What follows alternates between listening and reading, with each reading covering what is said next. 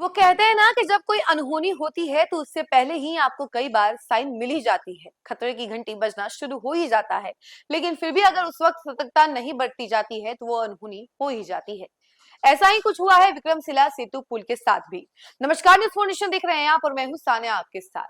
भागलपुर के लाइफलाइन कहे जाने वाले विक्रमशिला सेतु पुल के पिलर नंबर 4 और पिलर नंबर 5 के बीच का जो स्पैन है वो सीधे टूट करके गंगा में समा गया, जिससे भागलपुर का कनेक्शन सीमांचल के बाकी जिलों और उत्तर बिहार के बाकी जिलों से टूट गया पूरी तरीके से। लोगों की आवाजाही बंद हो गई, लोगों के गाड़ियों का परिचालन बंद हो गया, बहुत ज्यादा दिक्कतें हो रही हैं। लोग जो है नाव का सहारा ले रहे हैं गंगा को पार करने के लिए, और नाव पर भी खूब ज्यादा लोडिंग हो रही है। लेकिन ये बात अलग है कि डीएम ने सख्त आदेश भी दे दिए हैं, नियम बना दिया है और सब कुछ ठीक ढंग से अभी चल रहा है। लेकिन फिलहाल जो मामला है वो है विक्रमशिला सेतु पुल को लेकर, जिसको लेकर कई सारे सवाल उठे, भ्रष्टाचार को लेकर सवाल उठे कि आखिर इसकी मरम्मत क्यों नहीं हुई। लेकिन अगर वजहों की बात की जाए कि किन वजह से ये पुल गिरा है तो उसके बारे में थोड़ी सी हम आपको जानकारी देंगे। लेकिन इसके अलावा वो खतरे के जो घंटी बजे हैं, कब कब घंटी बजे और कब कब एक तरीके से साइन मिला है कि कोई बड़ा घटना घट सकता है, उन सब के बारे में भी हम आपको बताते हैं कि वो 4 अलर्ट अलार्म कब कब बजे हैं।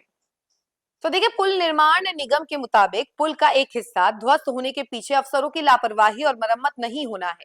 विभाग ने पहली नजर में पाया कि पुल की निगरानी नहीं की गई, समय समय पर इसकी मरम्मत नहीं हुई। निगरानी का जिम्मा पथ निर्माण विभाग के एनएच डिवीजन के पास था। विभाग ने एनएच डिवीजन के कार्यपालक अभियंता को सस्पेंड कर दिया। पुल यूपी ब्रिज कॉर्पोरेशन ने बनाया था। वहीं आपको बता दें कि सबसे पहले अलर्ट की अगर बात की जाए कि कौन सा कब कब अलर्ट आया है, तो देखिए अलर्ट 1 की अगर बात की जाए तो 2025 में पुल के स्पैन में दरार आई थी। मार्च में तब के मुख्य सचिव भागलपुर आए थे। डीएम नवल किशोर चौधरी ने उनके सामने पुल में दरार की बात रखी थी। बताया गया था कि रख रखाव सही से नहीं होने के चलते पिलर की दीवार पर 4 जगह दरार आई है।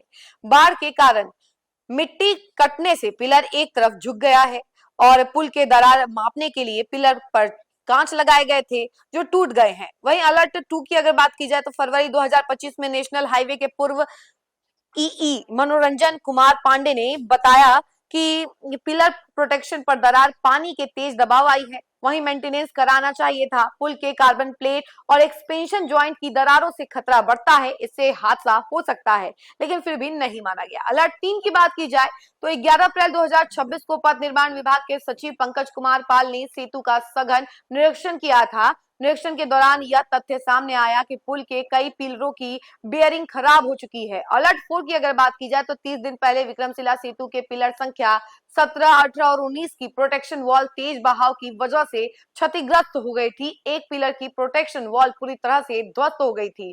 उस वक्त इंजीनियर्स ने कहा था कि गंगा नदी के तेज बहाव और बड़े जहाजों और भारी नावों की आवाजाही के कारण पिलरों पर लगातार दबाव पड़ता है। इस स्थिति में प्रोटेक्शन वॉल क्षतिग्रस्त हुई है। इसका असर पिलर्स पर पड़ेगा। बाढ़ के समय यह दबाव और बढ़ जाता है, जिससे जोखिम कई गुना बढ़ सकती है। वहीं विक्रमशिला पुल में प्रॉब्लम थी, इसकी जानकारी पिछले महीने दी गई थी। एक्सपर्ट्स की टीम ने जांच कर रिपोर्ट दी थी।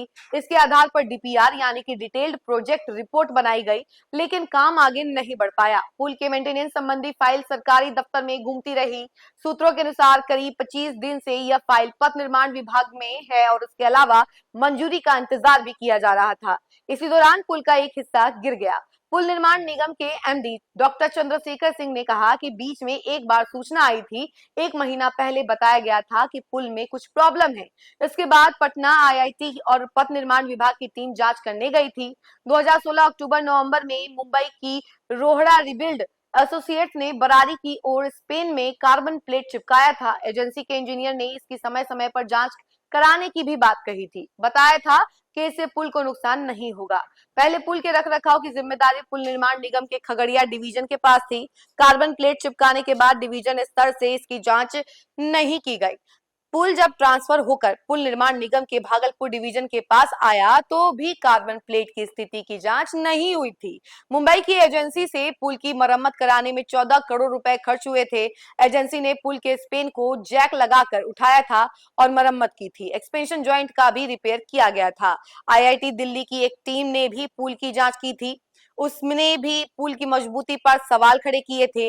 इसके बाद रिपेयर का काम शुरू हुआ था। पिछले 10 साल में पुल की 3 बार मरम्मत की गई और 2016 के बाद मरम्मत नहीं की गई।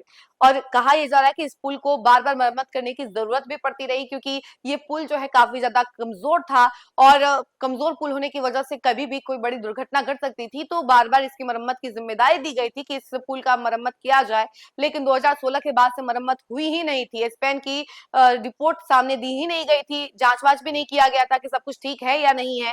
तो ये कुछ बड़े कारण थे। और इसके अलावा जो अलर्ट कब कब आए हैं वो सभी हमने आपको बताया है कि कैसे खतरे के घंटी बजने से पहले ही हर बार एक तरीके से साइन मिलता रहा कि नहीं आप मरम्मत करवाइए, जरूरी है, लेकिन फिर भी जब मरम्मत नहीं की गई तो आखिरकार वो अनहोनी हो गई और पुल जो है टूटकर गंगा में समा गया। जिसके बाद अब कई सारे सवाल उठ रहे हैं। अब तो देखिए क्या कुछ होता है बिहार सरकार इसको लेकर और क्या क्या कदम उठाती है, हम आपको जरूर बताएंगे। लेकिन फिलहाल आपको बता दें कि 3 महीने तक अभी इसका मरम्मत कार्य चलेगा, उसके बाद ही पुल पर परिचालन शुरू होगा। इस खबर में फिलहाल के लिए इतना ही। ऐसी तमाम अपडेट के लिए जुड़े रहे हमसे और देखते रहे न्यूज़4नेशन। धन्यवाद।